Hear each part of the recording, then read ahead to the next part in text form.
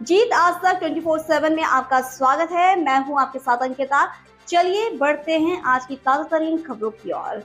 Channel को subscribe करें, bell को दबाएं ताकि आने वाली नोटिफिकेशन आप तक पहुंच सके। जिला कांग्रेस कमेटी खरगोन द्वारा भाजपा सरकार के खिलाफ किया प्रदर्शन। अमेरिका द्वारा भारतीयों के साथ किए अमानवीय व्यवहार पर भारत सरकार की खामोशी के विरोध में अमेरिकी सरकार द्वारा वहीं अवैध रूप से रह रहे लोगों को वापस उनके देश भारत भेजा जा रहा है। इसी तारतम्य में हमारे देश के 104 नागरिकों की देश वापसी के दौरान जिस अमानवीय तरीके का व्यवहार उनके साथ किया गया उससे दुनिया में भारत का अपमान हुआ है। अवैध प्रवासियों को पहले डिटेंशन सेंटर में रखा गया, उनके पैरों में डिजिटल ट्रैकर बांध दिए और उन्हें हाथों में हथकड़ी, पैरों में बेड़ियों से जकड़ दिया। मानो वे आतंकवादी हों।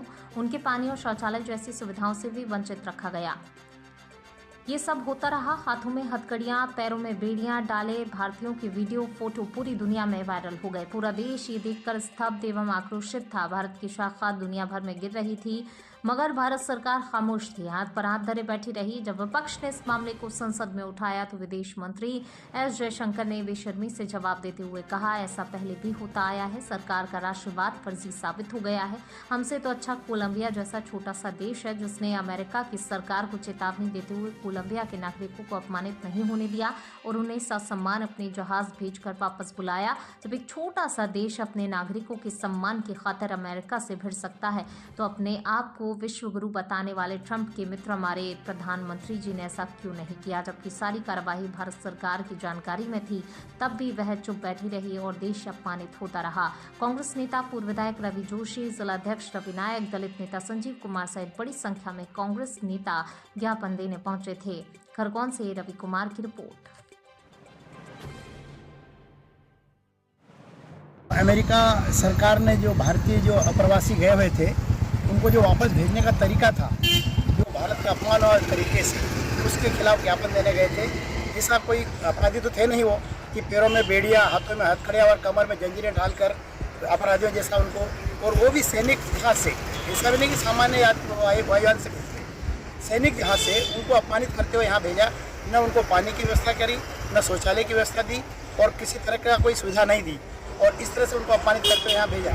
इसी प्रकार देखें तो कोलंबिया की सरकार जो इतना छोटा देश है उनने मना कर दिया, बोले लेकिन हम हमारे लोगों से लेके आएंगे, हमारे हिसाब से लेके आएंगे।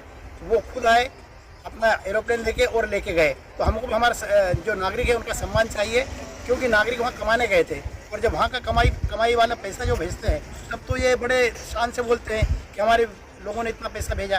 तो आज उनका सम्मान बरकरार रखने के पीछे क्यों हट रहे हैं? ये हमारी मांग थी और राष्ट्रपति महोदय से मांग की है कि या तो सरकार को बर्खास्त करें या फिर हमारे नागरिकों को सम्मान लौटाएं, जो बचे हुए हैं उनको ससम्मान लाएं। क्या नाम लिखते सर? मैं डॉक्टर गोविंद मुजालदा, कांग्रेस का।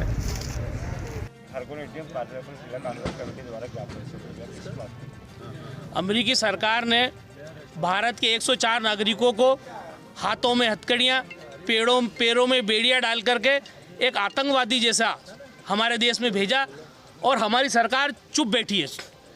अमेरिका अपने देश से नागरिकों को, अवैध प्रवासियों को निकाल रहे हैं, लेकिन हमारे देश की सरकार कोई कार्रवाई नहीं कर रही है। कैदियों के भांति हमारे नागरिकों को भेजा जा रहा है।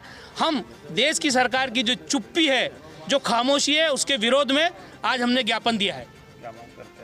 हम ये मांग करते हैं कि विदेश मंत्री को तत्काल प्रभाव से बर्खास्त किया जाए और अपने आप को विश्व गुरु बोलने वाले ट्रंप के मित्र नरेंद्र मोदी उनकी आंखों में आंखें डाल करके बात करें और हमारे नागरिकों की सुरक्षा की जाए, क्योंकि अभी भी हजारों लोग अमेरिका में फंसे हुए हैं। खबरों की ओर चैनल को सब्सक्राइब करें, बेल को दबाएं ताकि आने वाली नोटिफिकेशन आप तक